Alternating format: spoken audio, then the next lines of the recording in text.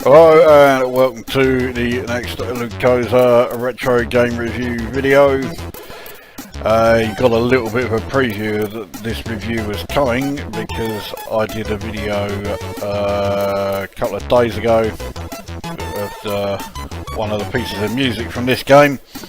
This is Eliminator, which was released by Hewson in 1988. And this is a game that I did have back in the day, and yet for some reason I just could not remember the title. I should have done this review years ago because I was always a huge fan of the music in it, and still am, and I always thought that the game itself was pretty good. It got quite a lukewarm response in the reviews. It never got bad reviews as such, but the reviews were always in the sort of 7 out of 10, and you know, sort of about 70, I think Zap64 gave it 75, 74%, something like that, which is good, but it's nothing remarkable. And I think it deserves, you know, more than that. So what you are hearing is the main theme, which all of the music in this game was by Maniacs of Noise, a name that makes you think that there were several people that made up this particular lot, but it's a bit like Herb Alpert and the Tijuana Brass insofar as it was only one person. In this case it's Jerome Tell, and I genuinely think that the main piece of music, which I consider the in-game music to be the main piece of music, I think is one of the best Commodore 64 pieces of music I've ever heard. I rate it that highly. So let's get a game underway then. Yeah, this is the music that I think the game is all about. There are no sound effects at all in the game, which normally I don't like, but when the music is this good, I don't give a monkey's toss, really. Now, essentially, the object is to get from one end of the level to the other, but of course there is a bit more to it than that. There are targets that you need to take out. Well, actually, I say need to, you don't have to take them out, but you get a bonus if you do. And of course there are the enemies that come along here. And there are power-ups in the game. If you take hits from any of the shots that the enemies fire, they destroy your, well, they take down energy from your armour. If you look on the right-hand side, you'll see there's two bars. The top one, yellow, is how many shots you've got left. The second one, the red bar, is your armour. Below that there's how many lives you've got left. I've missed one of the jumps. In later levels you do need to use those jumps. On this level you can avoid them, you don't need to use them. Now on the left hand side is your power-ups. You may have noticed I've just picked one up by going over that green whatever it was. Now to select the power-ups, you move the joystick up and down to the one you want. I tend to, especially on this level, stick with this one here, the twin shot.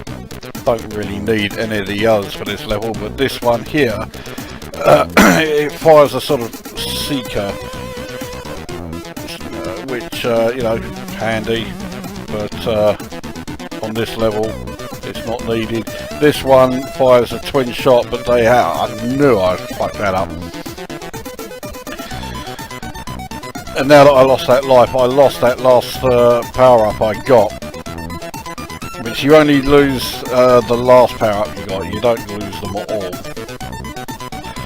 And so on this particular level, you really don't need the that top power up that I had, so there's really no excuse for losing a life on level 1.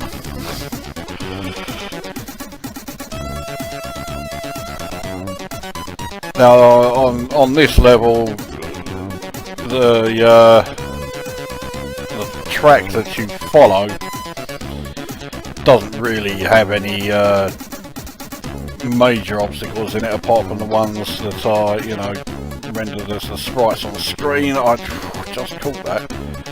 That's a jump, which I just got.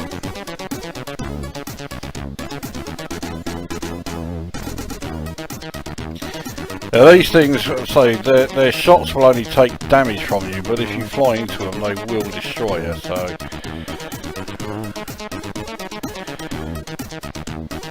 on later levels, you do really need to be rather conservative with how many shots you fire. So I think I'm coming to the end of this level. Now these things here, I think, are the targets that you are trying to take out. We use the jump again. Later on, say, those jumps are important because you're able to, or you have to use them to avoid much more prominent sort of traps and things that you need to avoid on the track that you are following. You will see one on this next level. So here we go, level 2. That blue area there, the water. You need to avoid that. That will destroy you if you go into it. I'm very rusty at this game, and it shows. I'm doing really shit here, but for fuck's sake. I think that's game over, yeah.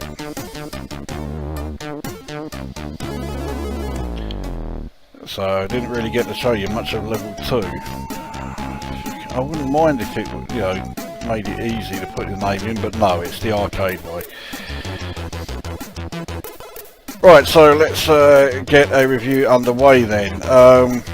Graphically, the title page here really is nothing to write home about, but the graphics on the you know, two sides, I think, look fine. And I do like the graphics within the game, especially on the track itself. I like the scan line effects. I think it works well. It looks good. So there were quite a few people. Okay, it's the red one that I have to pick up to get the extra weapon. The other one there, the yellow one, gives repairs either your armor or gives you some of your shots back. Like I say, you don't have infinite shots. You've got a limited number of them. But anyway, yeah, so I think graphically in the game, I think it does look really good. So I like the effect on the you know, on the track itself. The enemy sprites and the well, in fact, and your own sprite, they're clear enough. They may not be the greatest graphics you've ever seen, but they do the job. And like I say, do the job quite well. They certainly look a damn sight better than, well, everything in the Amiga version. I didn't have the Amiga version, but I did play it, and I thought it was fucking awful. And the thing I really couldn't believe about the Amiga version is when it came to the audio, which I will cover now. I think the audio in this game is fucking superb. Big fan of both pieces, or both a major piece of music, but especially this one. In the Amiga version, the music is abysmal, and it hasn't been, you know, written for the Amiga. They've just taken the Atari ST soundtrack and put it into the Amiga version. Anyone who knows the Atari ST knows that audio was absolutely not its strong point. The Atari ST audio was fucking atrocious, and yeah, just taking the Atari ST audio and putting it into an Amiga game is not a good idea. So I've got another power up.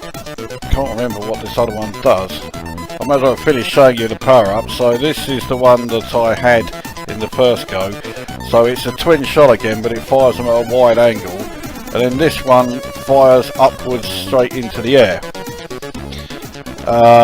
Which you may think is a waste of time, but on later levels there are two tracks that you have to follow. the one on the ground and the one above it in the air, and when you use the jumps,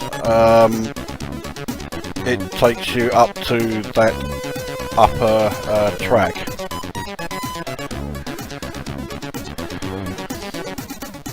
Now, one of the things that people would complain about with this game is that it was fairly slow, and there were a lot of time spent with not a lot happening between each attack wave.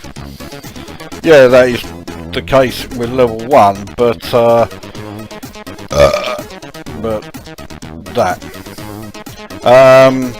yeah, in later levels, I've already shown you, like, you know, what it gets like in level 2. Ah, fucking hell. Because you got to be careful not to actually fly into the water. So I don't really want to go, you know, straight from, you know, the furthest one side. That's the jump that I wanted and fucking missed. And because I missed the jump, I flew into that fucking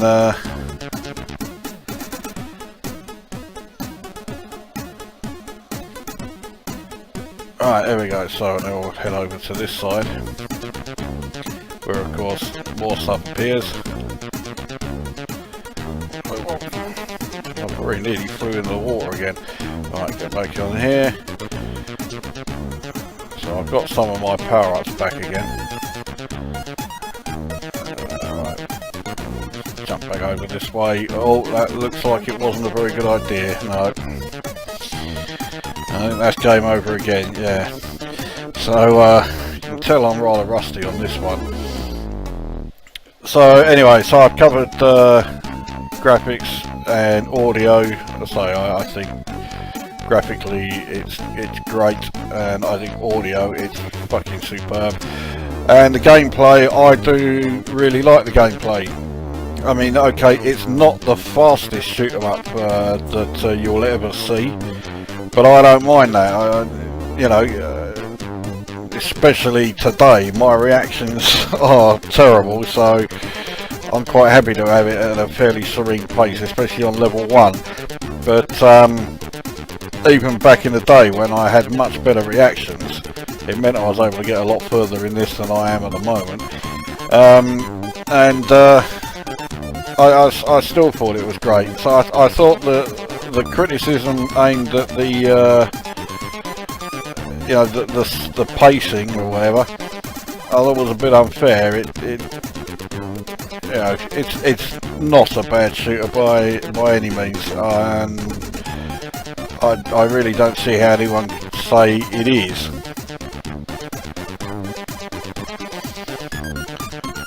So yeah, it looks good, sounds good, and plays good. I mean, it doesn't really get much better than that. I mean, there are more exciting shoot 'em ups out there,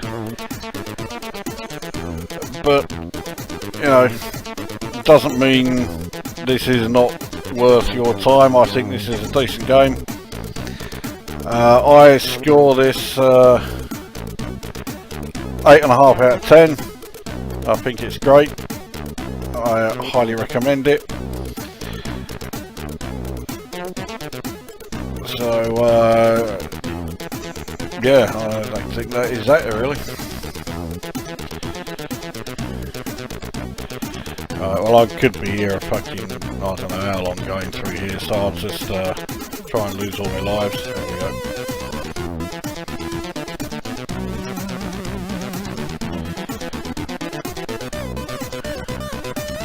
Fucking hell, I thought they were going to come down here. Don't fly back. That's it.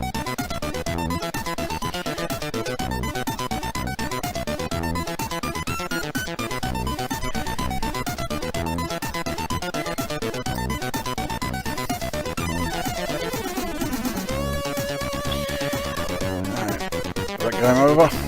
Yeah. So there you go. That is Eliminator, 8.5 out of 10. A decent game. Simple as that. Well worth checking out. That brings this review to an end, and we will see you at the next one.